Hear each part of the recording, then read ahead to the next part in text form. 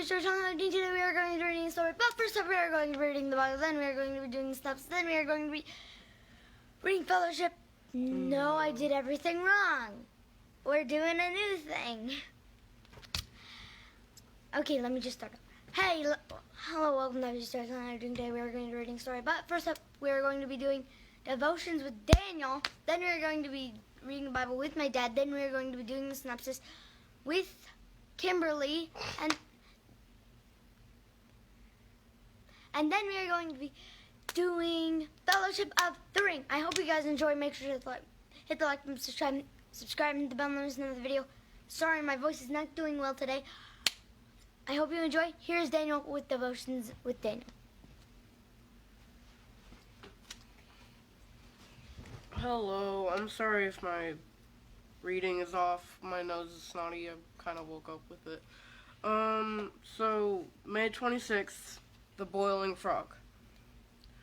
Be sober, be vigilant, because your adversary, the devil walks about like a roaring lion, seeking whom he may devour. 1 Peter 5:8. Most people have heard the boiling frog metaphor. If you drop a frog in a pot of boiling water, it will frantically try to jump out. But place the frog in a pot of room temperature water, then slowly heat the water, and the frog will get used to the change in temperature and slowly succumb to the boiling water. While factually incorrect, the metaphor is used for pointing out the danger of complacency. Complacency? Mm-hmm. The inattention. This metaphor could well be used to warn residents of the earth about the slow. The metaphor could well be used to warn residents of the earth about the slow rise to power of the Antichrist, seen first as a savior by brokering peace between Israel and her enemies. This man of sin will ultimately consolidate world power and authority by threatening to punish those who do not acquiesce to his demands. By the time he is established on the world stage, it will be too late to stop him. Jesus spoke often of signs of the times. Matthew 16:3, 24:3, Mark 13:28. It behooves us to be alert and watchful as God's end time plans take shape. The best way to avoid the terrible reign of the Antichrist is to be absent from the earth, safely at home with the Lord. 1 Thessalonians 4:13 through 18. A wandering heart needs a watchful eye. Thomas Watson.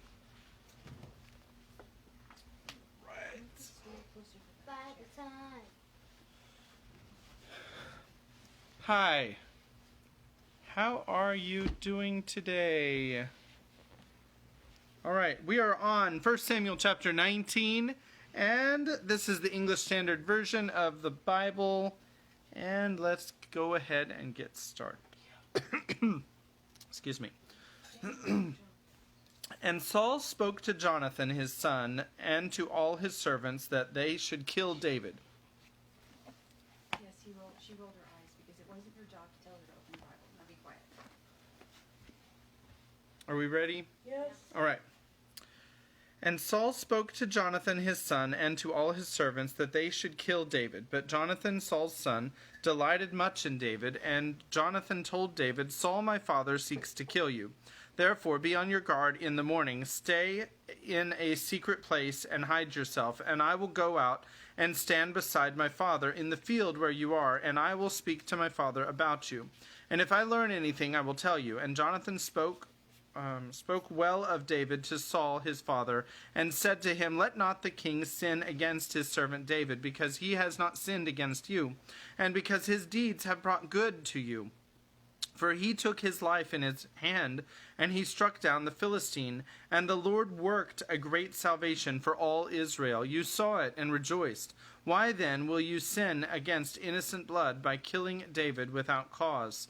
And Saul listened to the voice of Jonathan. Saul swore, As the Lord lives, he shall not be put to death.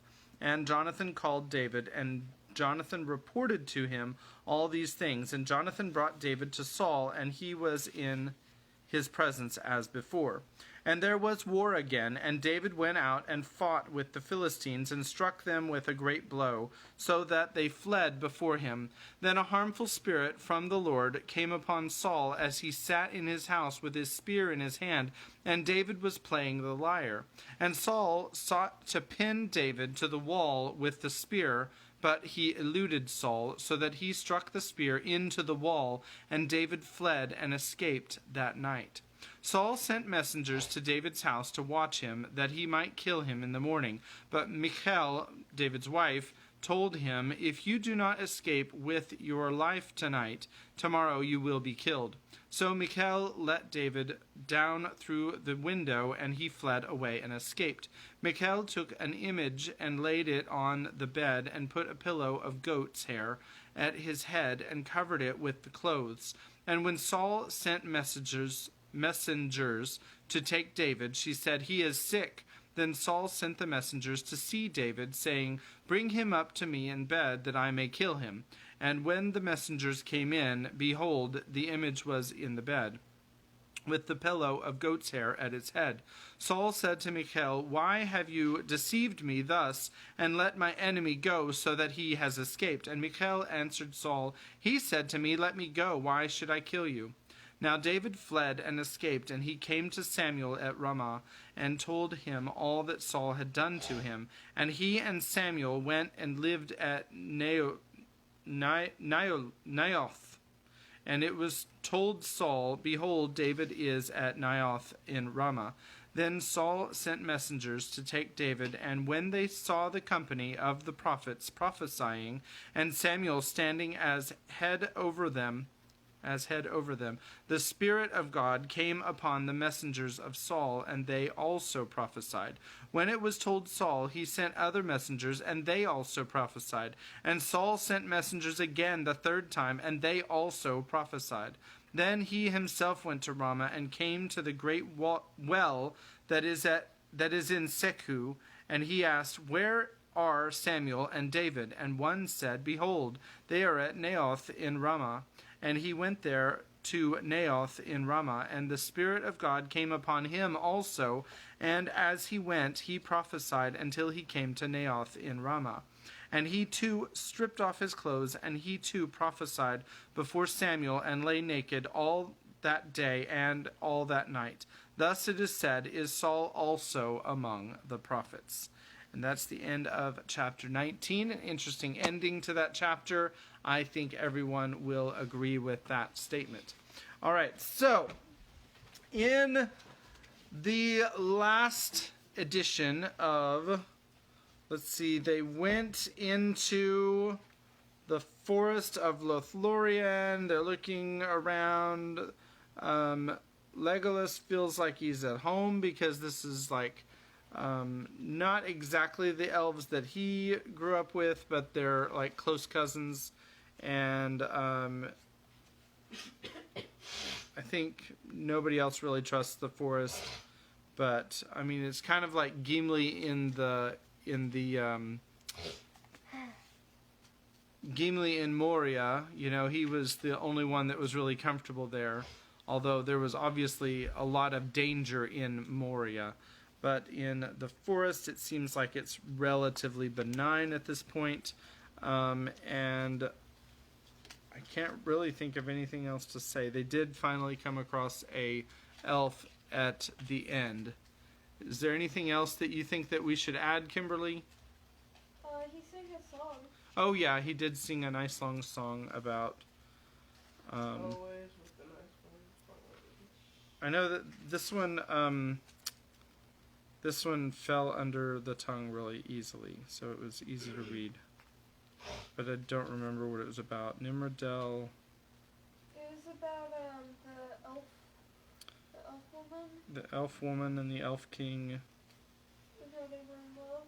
Oh, yeah, yeah. Okay, so elf woman and elf king, and they're in love, and such and such and such and such. Okay, so now we are in... we're on page 345, which I know nobody else has the same page numbers that I have, probably. Although, in the YouTube, I am posting in the description a link if you want to purchase the same set that we have. I was not, when we were looking on Amazon, we were not confident which edition of the series that we were going to be getting. So we wound up buying it. I think did we buy it on christianbook.com? I don't remember. But, no, it wasn't Amazon because I remember that specifically. It wasn't Amazon because it would like give us a picture of something, and then in the comments somebody would post a different picture of a different edition, and so I don't like people just post, oh look, Lord of the Rings, and then they just post it anywhere, and so I wasn't 100% confident which edition went with which thing, and so we wound up buying it off of a different site. So that's the reason why it's not an Amazon link in the comments. So ramble, ramble, ramble, ramble, which is what I do very well. So now we will continue chapter, I believe this is 6, Lothlórien. It is time to look at the rings. The Fellowship of the Ring. You just totally distracted me. Yeah. All right. JJ distracted me with a creepy voice saying it's time to read Fellowship of the Ring, which is what I was just about to do. All right, so let's continue chapter 6, Lothlórien, where I think this is where we left off. Legolas at once went down the ladder to take Haldir's message, and soon afterward Merry and Pippin clambered up onto the high flet. I don't know what a flet is, but... I don't think this is right.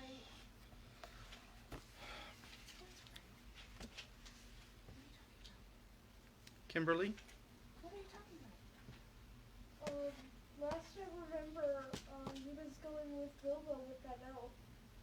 Bilbo is in Rivendell. Frodo, I meant. Sorry. The names are similar. And I get them mixed up. Okay.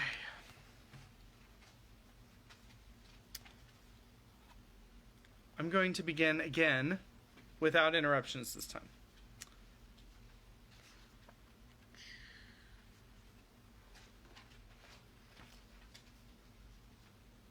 Actually, I think Kimberly may have been right. I think this might be where we stopped.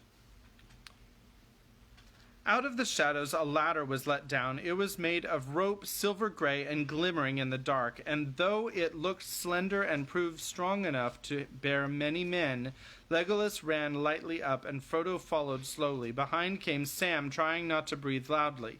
The branches of the malorn tree grew out nearly straight from the trunk, and then swept upward, but near the top the main stem divided into a crown of many boughs, and among these they found that there had been built a wooden platform, or flet, as such things were called in those days. I guess that describes what that is.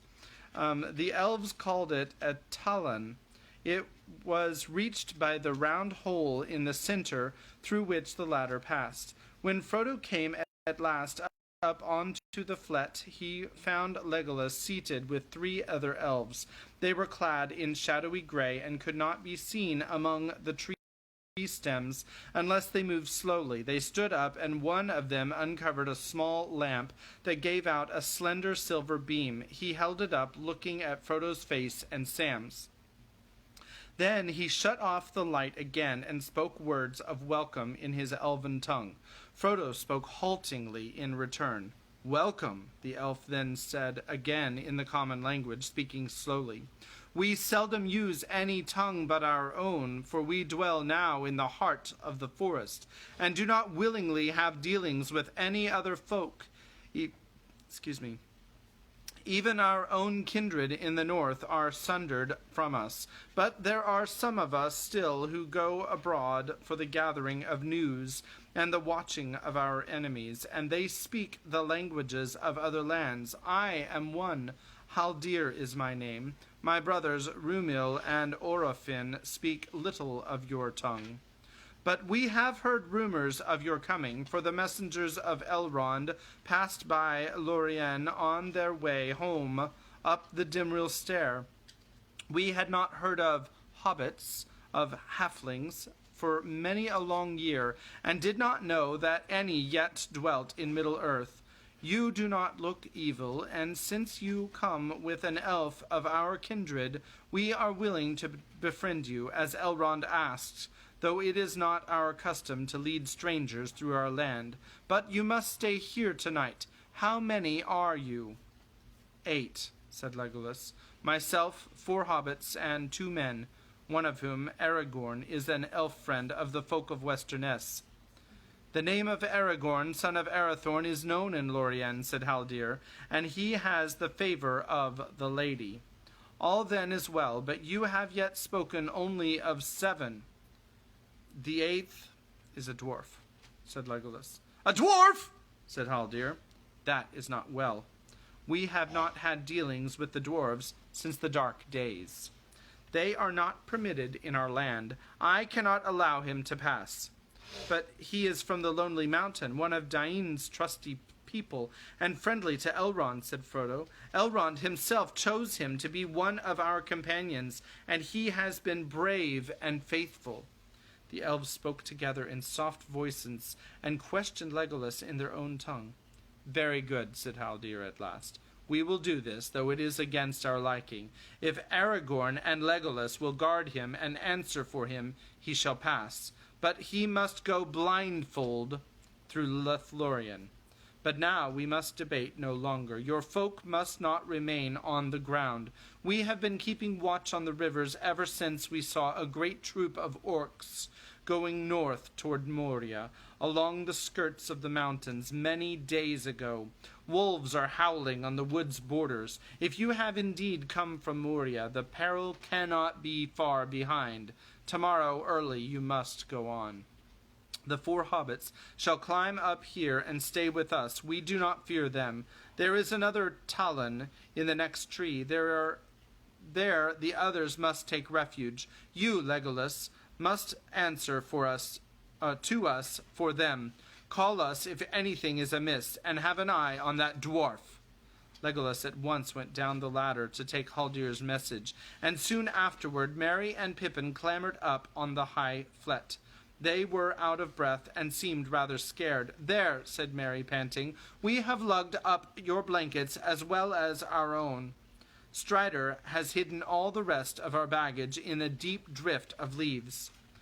You had no need for your burdens, said Haldir. It is cold in the treetops in winter, though the wind tonight is in the south. But we have food and drink to give you that will drive away the night chill, and we have skins and cloaks to spare. The hobbits accepted this second and far better supper very gladly. Then they wrapped themselves warmly, not only in the fur cloaks of the elves, but in their own blankets as well, and tried to go to sleep. But, weary as they were, only Sam found that easy to do. Hobbits do not like heights, and do not sleep upstairs, even when they have any stairs. The flet was not at all to their liking as a bedroom. It had no walls, not even a rail. Only on one side was there a light-plated screen, which could be moved and fixed in different places according to the wind. Pippin went on talking for a while. I hope, if I do go to sleep in this bed-loft, that I shan't roll off, he said. Once I get to sleep, said Sam, I shall go on sleeping whether I roll off or no, and the less said, the sooner I'll drop off, if you take my meaning. Frodo lay for some time awake, and looked up at the stars, glinting through the pale roof of the quivering leaves. Sam was snoring at his side long before he himself closed his eyes. He could dimly see the gray forms of 2 elves sitting motionless with their arms about their knees, speaking in whispers. The other had gone down to take up his watch on one of the lower branches. At last, lulled by the wind in the boughs above, the sweet murmur of the falls of Nimrodel below, Frodo fell asleep with the song of Legolas running in his mind. Late in the night he awoke. The other hobbits were asleep. The elves were gone. The sickle moon was gleaming dimly among the leaves. The wind was still. A little way off he heard a harsh laugh and the tread of many feet on the ground below. There was a ring of metal. The sounds died slowly away and seemed to go southward on into the wood. A head appeared suddenly through the hole in the flet. Frodo sat up in alarm and saw that it was a grey-hooded elf. He looked toward the hobbits. "What is it?" said Frodo. "Yuck," said the elf in a hissing whisper, and cast on to the flet the rope ladder rolled up. "Orcs," said Frodo. "What are they doing?" But the elf had gone. There were no more sounds. Even the leaves were silent, and the very falls seemed to be hushed. Frodo sat and shivered in his wraps. He was thankful that they had not been caught on the ground, but he felt that the trees offered little protection except concealment. Orcs were as keen as hounds on a scent, it was said, but they could also climb. He drew out Sting. It flashed and glittered like a blue flame, and then slowly faded again and grew dull. In spite of the fading of his sword, and the feeling of immediate danger did not leave Frodo. Rather, it grew stronger. He got up and crawled to the opening and peered down. He was almost certain that he could hear stealthy movements at the tree's foot far below. Not elves, for the woodland folk were altogether noiseless in their movements. Then he heard faintly a sound like sniffling, and something seemed to be scrabbling on the bark of the tree trunk. He stared down into the dark, holding his breath. Something was now climbing slowly, and its breath came like a soft hissing through closed teeth. Then, coming up close to the stem, Frodo saw two pale eyes. They stopped and gazed upward, unwinking. Suddenly they turned away, and a shadowy figure slipped around the trunk of the tree and vanished. Immediately afterward, Haldir came climbing swiftly up through the branches. "There was something in this tree that I have never seen before," he said. "It was not an orc. It fled as soon as I touched the tree stem. It seemed to be wary and to have some skill in trees, or I might have thought that it was one of you hobbits. I did not shoot, for I dared not arouse any cries. We cannot risk battle. A strong company of orcs has passed. They crossed the Nimrodel, cursed their foul feet in its clean water, and went on down the old road beside the river. They seemed to pick up some scent, and they searched the ground for a while near the place where you halted. The three of us could not challenge 100, so we went ahead and spoke with feigned voices, leading them on into the wood. Orofin has now gone in haste back to our dwellings to warn our people. None of the orcs will ever return out of Lothlórien, and there will be many elves hidden on the northern border before any night falls. But you must take the road south as soon as it is fully light." Day came pale in the east. As the light grew, it filtered through the yellow leaves on the Malorn, and it seemed to the hobbits that the early sun of a cool summer's morning was shining. Pale blue sky peeped among the moving branches. Looking through an opening on the south side of the flet, Frodo saw all the valley of the Silverlode, lying like a sea of fallow gold tossing gently in the breeze. The morning was still young and cold when the company set out again, guided now by Haldir and his brother Rumil. "Farewell, sweet Nimrodel," cried Legolas. Frodo looked back and caught a gleam of white foam among the grey tree stems. "Farewell," he said. It seemed to him that he would never hear again a running water so beautiful, forever blending its innumerable notes in an endless, changeful music.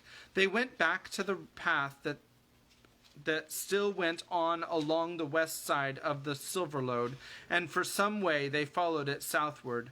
There were the prints of orc feet on the earth, but soon Haldir turned aside into the trees and halted on the bank of the river under the shadows. "There is one of my people yonder across the stream," he said, "though you may not see him." He gave a call like the low whistle of a bird, and out of a thicket of young trees an elf appeared, clad in grey, but with his hood thrown back. His hair glinted like gold in the morning sun. Haldir skillfully cast over the stream a coil of grey rope, and he caught it and bound the end about the tree near the bank. "Celebrant is already a strong stream here, as you see," said Haldir, "and it runs both swift and deep, and is very cold. We do not set foot in it so far north, unless we must, but in these days of watchfulness we do not make bridges. We do not make bridges. This is how we cross. Follow me." He made his end of the rope fast about another tree, and then ran lightly along it, over the river and back again, as if he were on a road. I can walk this path," said Legolas, "but the others have not this skill. Must they swim?" "No," said Haldir. "We have 2 more ropes. We will fasten them above the other, one shoulder high, another half high, and holding these the strangers should be able to cross with care." When this slender bridge had been made, the company passed over, some cautiously and slowly, others more easily. Of the hobbits, Pippin proved the best, for he was sure-footed, and he walked over quickly, holding only with one hand, but he kept his eyes on the bank ahead and did not look down. Sam shuffled along, clutching hard and looking down into the pale eddying water as if it was a chasm in the mountains. He breathed with relief when he was safely across. "Live and learn," as my gaffer used to say, though he was thinking of gardening, not of roosting like a bird, nor of trying to walk like a spider. Not even my Uncle Andy ever did a trick like that. When at length all the company was gathered on the east bank of the Silverlode, the elves untied the ropes and coiled 2 of them. Rumil, who had remained on the other side, drew back the last one, slung it on his shoulder, and with a wave of his hand went away, back to Nimmer Dell to keep watch. "Now, friends," said Haldir, "you have entered the Nath of Lorien, or the Gore, as you would say, for it is the land that lies like a spearhead between the arms of the Silverlode and Anduin the Great. We allow no strangers to spy out the secrets of the Naith. Few indeed are permitted even to set foot there. As agreed, I shall here blindfold the eyes of Gimli the dwarf. The others may walk free for a while until we come nearer to our dwellings, down to Egladil, in the angle between the waters." This was not at all to the liking of Gimli.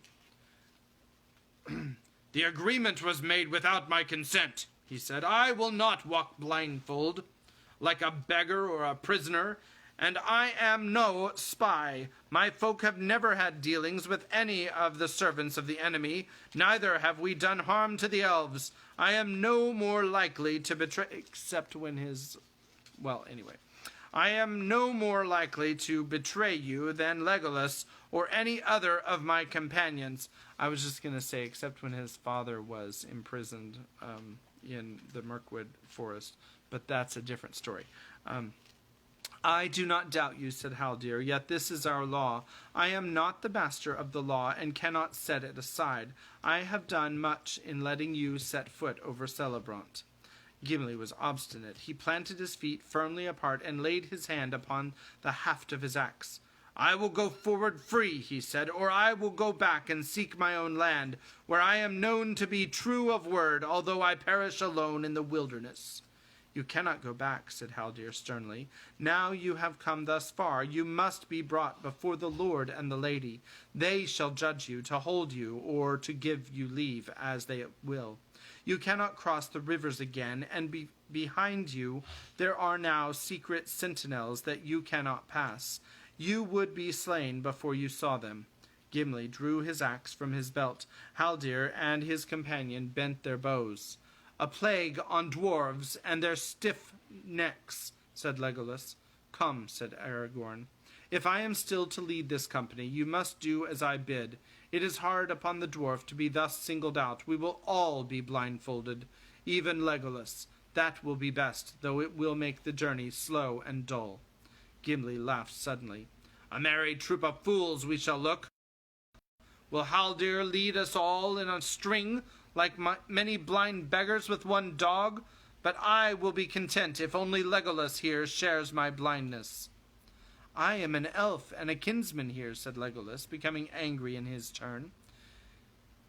"Now let us cry, 'A plague on the stiff necks of elves,'" said Aragorn, "but the company shall all fare alike.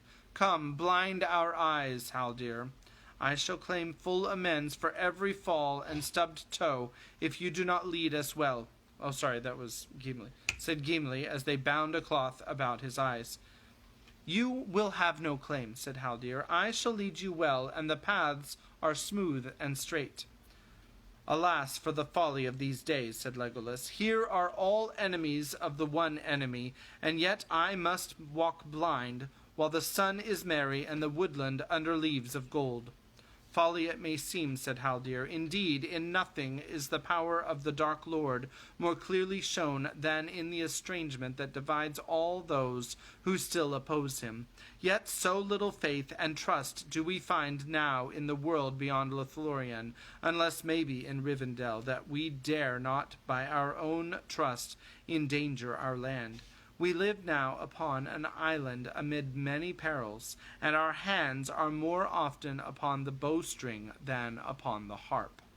The rivers long defended us, but they are a sure guard no more, for the shadow has crept northward all about us. Some speak of departing, yet for that it already seems too late. The mountains to the west are growing evil, to the east the lands are waste, and full of Sauron's creatures, and it is rumored that we cannot now safely pass southward through the Rohan, and the mouths of the great river are watched by the enemies. The enemy. Even if we could come to the shores of the sea, we should find no longer any shelter there. It is said that there are still havens of the high elves, but they are far north and west beyond the land of the halflings. But where they may be, though the lord and lady may know, I do not." You ought at least to guess, since you have seen us," said Merry. "There are elf havens west of my land, the Shire, where hobbits live." "Happy folk are hobbits to dwell near the shores of the sea," said Haldir. "It is long indeed since any of my folk have looked on it, yet still we remember it in song. Tell me of these havens as we walk." "I cannot," said Merry. "I have never seen them.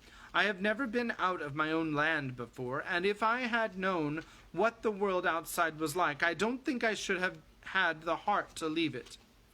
"Not even to see fair Lothlórien," said Haldir. "The world is indeed full of peril, and in it there are many dark places, but still there is much that is fair, and though in all lands love is now mingled with grief, it grows perhaps the greater.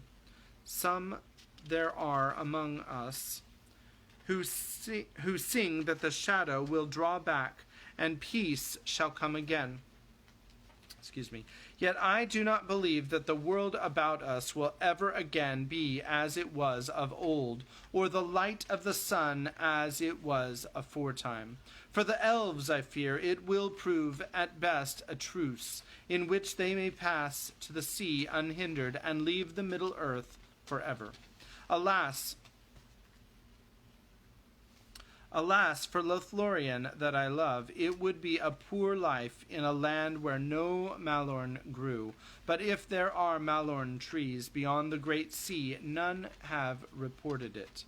As they spoke thus, the company filed slowly along the paths in the wood, led by Haldir, while the other elf walked behind.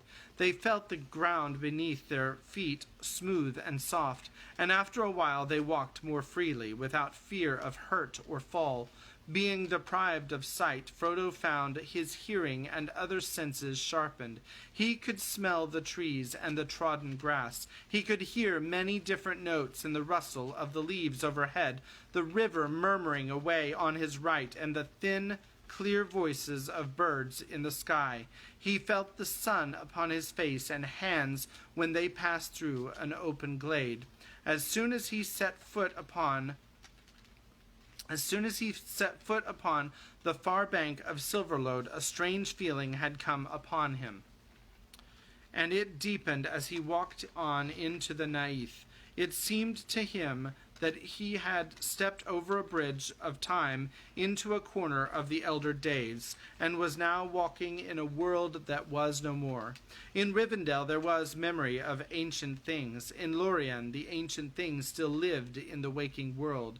Evil had been seen and heard there. Sorrow had been known.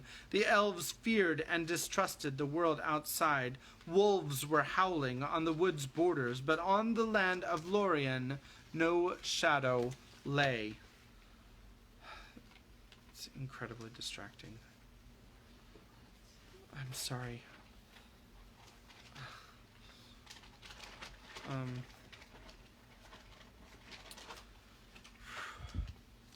All that day the company marched on until they felt the cool evening come and heard the early night wind whispering among many leaves. Then they rested and slept without fear upon the ground, for their guides would not permit them to unbind their eyes, and they could not climb. In the morning they went on again, walking without haste. At noon they halted, and Frodo was aware that they had passed out under the shining sun. Suddenly he heard the sound of many voices all around him. A marching host of elves had come out silently. They were hastening toward the northern borders to guard against any attack from Moria, and they brought news, some of which Haldir reported. The marauding orcs had been waylaid and almost all destroyed. The remnant had fled westward toward the mountains and were being pursued. A strange creature also had been seen, running with bent back and with hands near the ground, like a beast, and yet not a beast's shape. It had eluded capture, and they had not shot it, not knowing whether it was good or ill, and it had vanished down the Silverlode southward. Also, said Haldir, they bring me a message from the land of the Lady of Galadrim. You are all to walk free, even the dwarf Gimli. It seems that the lady knows who and what is each member of your company. New messages have come from Rivendell, perhaps. He removed the bandage first from Gimli's eyes. Your pardon, he said, bowing low. Look on us now with friendly eyes. Look and be glad, for you are the first dwarf to behold the trees of the Naith of Lothlórien since Durin's day. When his eyes were in turn uncovered, Frodo looked up and caught his breath. They were standing in an open space. To the left stood a great mound covered with a sward of grass as green as springtime in the elder days. Upon it, as a double crown, grew 2 circles of trees. The outer had bark of snowy white and were leafless, but beautiful in their shapely nakedness. The inner were malorn trees of great height, still arrayed in pale gold. High amid the branches of a towering tree that stood in the center of all there gleamed a white flet. At the feet of the trees and all about the green hillsides, the grass was studded with small golden flowers shaped like stars. Among them, nodding on slender stalks, were other flowers, white and palest green. They glimmered as a mist amid the rich hue of the grass. Over all the sky was blue, and the sun of afternoon glowed upon the hill and cast long green shadows beneath the trees. Behold, you are come to Seren Amroth, said Haldir, for this is the heart of the ancient realm as it was long ago, and here is the mound of Amroth, where in the happier days his high house was built. Here ever bloom the winter flowers in unfading grass, the yellow Eleanor and the pale Nifredil. Here we will stay a while and come to the city of the Galadrim at dusk. The others cast themselves down upon the fragrant grass, but Frodo stood a while, still lost in wonder. It seemed to him that he had stepped through a high window that looked on a vanished world. A light was upon it for which his language had no name. All that he saw was shapely, but the shapes seemed at once clear-cut, as if they had been first conceived and drawn at the uncovering of his eyes, and ancient as if they had endured forever. He saw no color but those he knew, gold and white and blue and green, but they were fresh and poignant, as if he had at the moment first perceived them and made for them names new and wonderful. In winter here no heart could mourn for summer or for spring. No blemish or sickness or deformity could be seen in anything that grew upon the earth. On the land of Lorien there was no stain. He turned and saw that Sam was now standing beside him, looking round with a puzzled expression, and rubbing his eyes as if he was not sure that he was awake. "It's sunlight and bright day, right enough," he said. "I thought that elves were all for moon and stars, but this is more elvish than anything I ever heard tell of. I feel as if I was inside a song, if you take my meaning." Haldir looked at them. By the way, I'll just go ahead and show you the picture. There's the picture.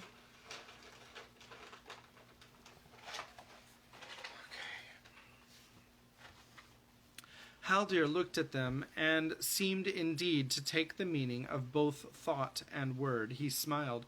"You feel the power of the Lady of the Galadrim," he said. "Would it please you to climb with me up Cairn Amroth, or Sarin Amroth?"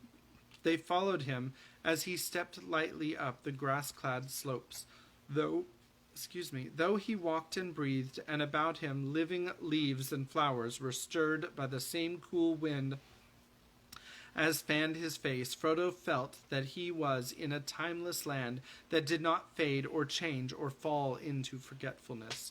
When he had gone and passed again into the outer world, still Frodo, the wanderer from the Shire, could walk there upon the grass among Elenor and Nifredil, in fair Lothlórien. They entered the circle of white trees. As they did so, the south wind blew upon Sereth Emroth and sighed among the branches. Frodo stood still, hearing far off great seas upon breaches that had long ago been washed away, and sea-birds crying whose race had perished from the earth. Haldir had gone on and was now climbing to the high flet. As Frodo prepared to follow him, he laid his hand upon the tree beside the ladder. Never before had he been so suddenly and so keenly aware of the feel and texture of a tree's skin and of the life within it. He felt a delight in wood and the touch of it, neither as forester nor as carpenter. It was the delight of a living tree itself. As he stepped out at last upon the lofty platform, Haldir took his hand and turned him toward the south. "Look this way first," he said. Frodo looked and saw, still at some distance, a hill of many mighty trees, or a city of green towers, which it was he could not tell. Out of it seemed to him that the power and light came that held all the land in sway. He longed suddenly to fly like a bird, to rest in the green city. Then he looked eastward and saw all the land of Lorien running down to the pale gleam of Anduin, the great river. He lifted his eyes across the river, and all the light went out, and he was back again in the world he knew. Beyond the river, the land appeared flat and empty, formless and vague, until far away it rose again like a wall of dark and drear. The sun that lay on Lothlórien had no power to enlighten the shadow of the distant height. "There lies the fastness of southern Mirkwood," said Haldir. "It is clad in a forest of dark fir, where the trees strive one against another, and their branches rot and wither. In the midst, upon a stony height, stands Dol Guldur, where long the hidden enemy had his dwelling. We fear that now it is inhabited again, and with power sevenfold. A black cloud lies often over it of late. In this high place you may see the two powers that are opposed one to another, and ever they strive now in thought. But whereas the light perceives the very heart of the darkness, its own secret has not been discovered, not yet. He turned and climbed swiftly down, and they followed him. At the hill's foot Frodo found Aragorn standing still and silent as a tree, but in his hand was a small golden bloom of Eleanor, and the light was in his eyes. He was wrapped in some fair memory, and as Frodo looked at him, he knew that he beheld things as they once had been in this same place. For the grim years were removed from the face of Aragorn, and he seemed clothed in white, a young lord, tall and fair, and he spoke words in the Elvish tongue to one whom Frodo could not see.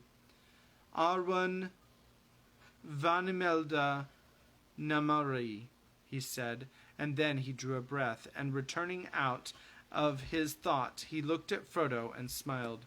Here is the heart of elvendom on earth, he said, and here my heart dwells ever, unless there be a light beyond the dark roads that we still must tread. And you and I come with me. And taking Frodo's hand in his, he left the hill of Caran Amroth, and came there never again as living man.